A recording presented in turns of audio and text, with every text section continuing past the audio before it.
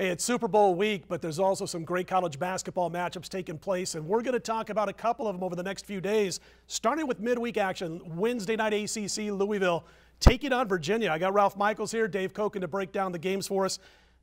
Big midweek clash, by the way, and Virginia has been as hot as it gets. I love the way this team's playing.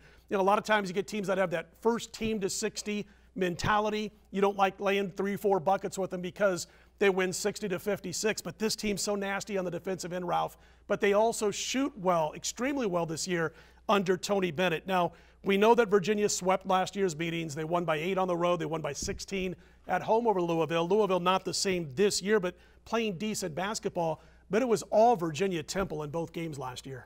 You know, and, you know, the difference is Virginia can score this year. When you got Kyle Guy and Devin Hall, you know, you've got two go-to scorers, and that's the difference with Virginia.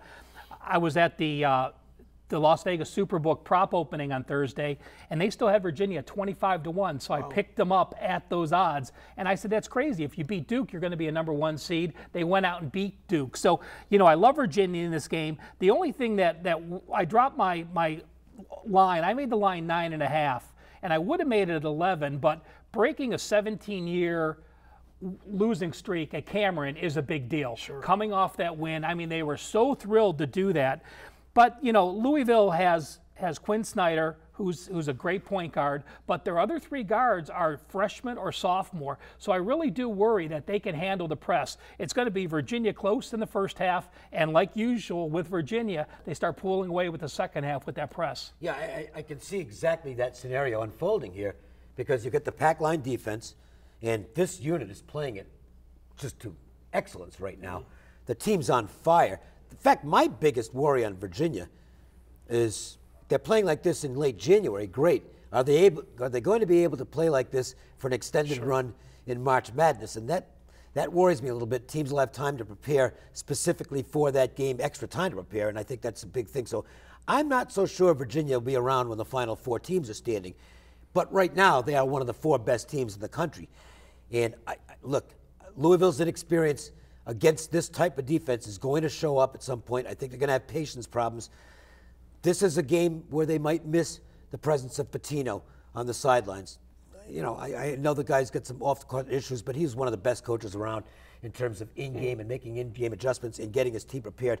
I think Louisville is going to have trouble here eventually, and I would look for Virginia to pull away and win this by about 15. We saw them struggle against Kentucky. Right. I mean, when they played Kentucky on the road with that pressure in the second half, those young guards fell apart, and that exactly Even with is what Slick happened. Rick last year on the sideline calling the shots, they beat him by 18 at this arena. So, and don't forget, you mentioned I think a key reason why I don't think that Louisville is going to be able to keep this close for the entire 40, and that is the young backcourt. We saw what Virginia did to even Duke. They turned them over 16 times. Virginia only committed 5 turnovers themselves. We talked about the way they played Clemson going into that game on the Las Vegas Sportsline radio show with Dave, and I had him that day at WagerTalk and also on the radio show talking about, you know, they're probably only going to score 60 points today against Clemson, but I'll bet you they only give up 40 to 45 because of that defense in the backcourt against what Clemson had, what they were bringing to the table. I think eventually that's going to pay off here, guys. Real quick, how far does Virginia go in the tournament? You just mentioned you got real nice odds at 25-1. Do you think it's more hedgeability reasons to make up a word, or do you think it's a situation where you really believe that this team can beat everybody on their slate 6 games in such a short period of time? I think they're a Final Four team. I think winning at Duke proved that they can win, and I think they're as good as anyone. We'll see what happens, you know, with those back-to-back games on Thursday, Saturday, or Friday, Sunday. But with the scores they have this year, absolutely. I'll take the opposite tack, because I'm going to assume after the first weekend they should be a Sweet 16 team with no problem. But then there's going to be a 4 or 5 day period, and if they're matched up against a coach who's really good at breaking down defenses, they'll get beat. You got a special offer going this weekend, Ralph. I do. You know what? College basketball's been great. 65-41 since December 19th. College basketball the rest of the season, $5.95 at WagerTalk. I have a 48-hour flash sale, $3.99. Save $200.